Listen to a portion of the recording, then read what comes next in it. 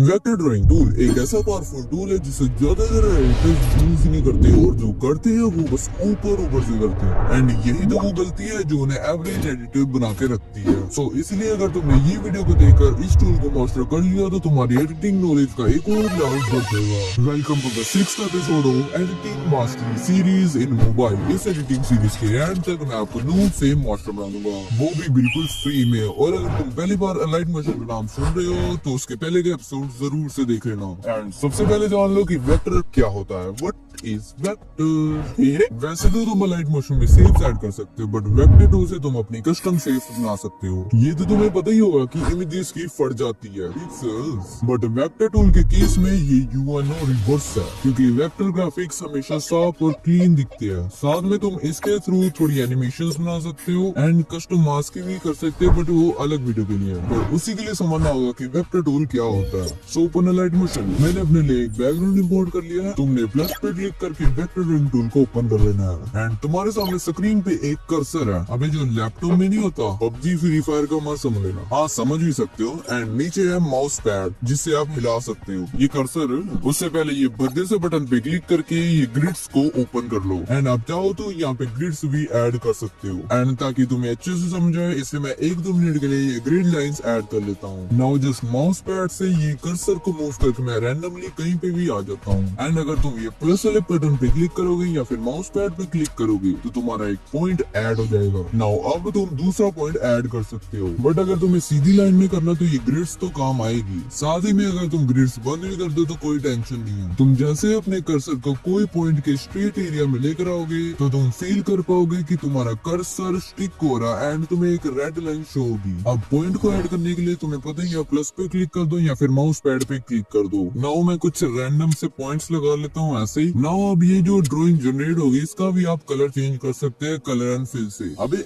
ये तो बेंटन की वॉच लग रही है।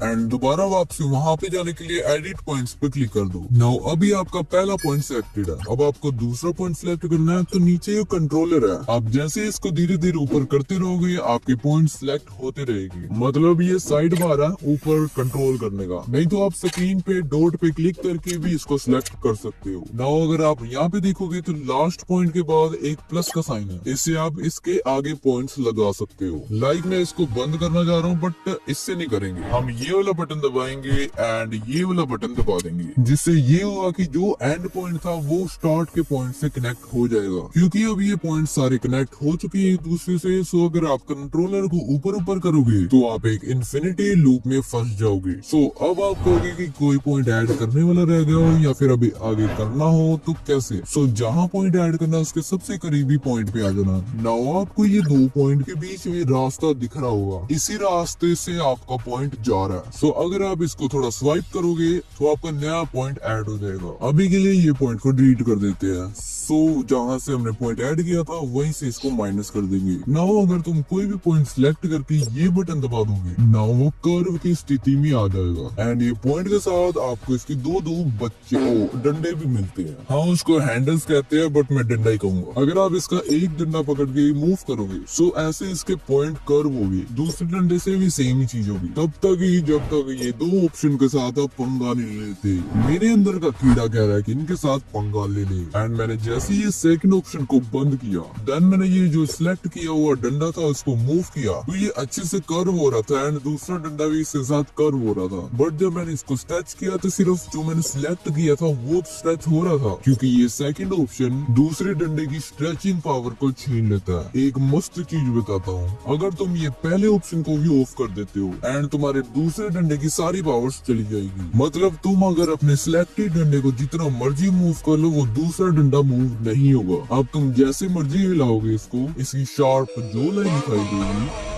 नाउ सिंपली मैं इसको थोड़ा सा एडजस्ट करके कुछ ऐसी शेप ले आता हूँ। नाउ अब तुम चाहते हो इसमें से कोई एक लाइन रिमूव हो जाए। जैसे पहले हमने एंड पॉइंट को स्टार्ट पॉइंट के साथ कनेक्ट कर दिया था एक बटन में। नाउ वही बटन को क्लिक करने से जो सी लाइन में तुम होगे वो गायब हो जाएगी, जैसे कि ये देखो। पर मुझे वो नहीं, ये वाली लाइन डिलीट करनी है तो मैं इसको डिलीट कर देता हूँ। नाउ द थिंग इज मैं इसके कलर एंड फिल पे जाके इसको ऑफ कर दूंगा एंड बॉर्डर एंड शेडो में जाके इसको एक स्ट्रोक दे दूंगा एंड जस्ट एक इफेक्ट इफेक्ट लगाऊंगा ड्राइंग प्रोग्रेस एंड उसमें थोड़ी की फ्रेमिंग लगा के एंड एक डीप ग्लो देके आप कुछ ऐसी सिंपल वेक्टर एनिमेशन बना सकते हो। एंड अगर तुम इस निश में हो तो ये एनिमेशन तुम्हें बहुत काम आएगी। नाउ वेक्टर ड्राइंग टूल में एक और मस्त चीज है जो कि की फ्रेम्स। उससे पहले वेक्टर टूल का लेयर वाला सिस्टम समझा देता हूँ। लाइक अगर मैं 2 पॉइंट लगाता हूँ एंड बीच में से इसको ऊपर करके इसको कर्व कर देता हूँ एंड एंड और स्टार्ट के पॉइंट को इकट्ठे जोड़ देता हूँ। नाउ इसके भी सेंटर में आके इसको भी नीचे कर देंगे एंड इसको भी कर्व कर देंगे। नाउ मैंने इसमें थोड़ा ग्रेडियंट दे दिया है एंड फॉर एग्जांपल अगर तुम इसके सर्कल वाले ऑप्शन पे क्लिक करोगे एंड ऐड कॉन्टूर पे क्लिक करोगे तो ये तुम्हारी नई लेयर बन चुकी है। ऐड कॉन्टूर का मतलब है न्यू लेयर। नाउ मैं एग्जांपल के लिए यही शेप दोबारा बना देता हूँ इसके अंदर ही। नाउ अब दोबारा सर्कल पे क्लिक करूंगा एंड आप चाहो तो इसमें जितनी मर्जी कॉन्टूर्स मतलब लेयर्स ऐड कर सकते हो एंड ये डिफरेंस वाले बटन पे क्लिक करते ही ये जो ड्रॉ किया था वो मास्क हो जाएगा, मतलब वो हिस्सा डिलीट हो जाएगा एंड बाकी रह जाएगा। लाइक अभी मैं इसको डिलीट कर देता हूँ यही बटन से। नाउ मैंने न्यू काउंटर बनाया एंड उसमें कुछ ऐसी सी शेप बना लिया। इसको आप चाहो तो न्यू वेक्टर ड्राइंग में भी कर सकते हो, मैंने तो वैसे एग्जांपल के लिए इसमें डाल दिया, बट आप न्यू लेयर में ही करना। जस्ट मैंने ये बटन पे क्लिक करके इसको भी मास्क कर दिया एंड इसको थोड़ा सा एडजस्ट करने के बाद मैं एक सर्कल शेप ऐड करूंगा एंड अगेन मैं सर्कल ऐड करूंगा, इसलिए इसका थोड़ा बड़ा करके साइज एंड इसका कलर उड़ाने के बाद इसको बॉर्डर एंड साइड में जाके स्ट्रोक दे दूंगा एंड सेंटर वाले सर्कल को सिलेक्ट करके डुप्लीकेट कर देंगे एंड उसके ग्रेडियंट के कलर को चेंज करके उसको छोटा कर देंगे एंड अगेन वेक्टर ड्राइंग लेके एक दोबारा सा वही स्टार वाला शेप बनाएंगे। लाइक ये कुछ स्टार की तरह एंड इसका कलर मैंने व्हाइट रखा एंड उसको डुप्लीकेट करके ऐसे छोटे छोटे यहाँ पे छोड़ दूंगा। नाउ आपने ये देख लिया होगा ये एक आई है, जस्ट आई तो कम्प्लीट हो गया। नाउ इसका जो बेस है ना व्हाइट कलर का, इसको डुप्लीकेट करके सबसे ऊपर ले आएंगे एंड नाउ मैं इसके नीचे वाले पॉइंट को सिलेक्ट करूंगा एंड इसको ऊपर कर दूंगा पूरा बंद। नाउ ये जो ऊपर वाला बटन है की फ्रेम वाला, इस पे क्लिक करके एक की फ्रेम ऐड कर दूंगा एंड की फ्रेम लगाने से पहले ये देख लेना कि कौन सा पॉइंट सिलेक्टेड है, क्योंकि हर पॉइंट का अलग अलग की फ्रेम होता है। नाउ इसको जस्ट थोड़ी आगे आके इसको क्लोज कर देंगे एंड दोबारा से आगे आके इसको रीओपन कर देंगे। सो ये ऐसी मस्त सी एनिमेशन बनी है, बट अभी भी एक इनकम्प्लीट है। बट वो जाने से पहले ये जान लो कि इसमें डबल की फ्रेम्स ही होते हैं, वो दूसरे प्रोजेक्ट में आ जाओ। नाउ यहाँ पे जस्ट मैंने एक स्क्वायर ड्रॉ किया वेक्टर ड्राइंग की हेल्प से एंड इसको कनेक्ट कर दिया। नाउ इसमें थोड़ा सा मैंने ग्रेडियंट डाल दिया। नाउ अब डबल की फ्रेम लगाने के लिए स्क्रीन पे ऐसे लासो जैसर से दोनों की फ्रेम को सिलेक्ट करना है एंड की फ्रेम वाले सेक्शन में आएंगे एंड एक की फ्रेम देंगे। आप देख रहे हो यहाँ पे डबल डबल की फ्रेम आए हैं, तो ये 2 पॉइंट सिलेक्टेड है इसलिए डबल की फ्रेम है। ऐसे मैंने 3 की फ्रेम दे दी है एंड मैंने पहले की फ्रेम को नीचे डाउन कर दिया एंड तीसरी की फ्रेम को भी डाउन कर दिया एंड आप इसमें की फ्रेम लगा के इसको बहुत अच्छी एनिमेशन बना सकते हो। ये तो जस्ट एग्जाम्पल था। आप की फ्रेम ग्राफ देने से पहले ये देख लेना कि दोनों की फ्रेम वही वाले सिलेक्टेड है जिसमें आपने एनिमेशन दिया, तभी आपकी ग्राफ लगेगी। एंड एक और चीज है जो आपको मैंने बताई नहीं, वो है अगर कोई भी पॉइंट को सिलेक्ट करके उसको कर्व करोगे देन आप उसकी एक डंडे को पकड़ के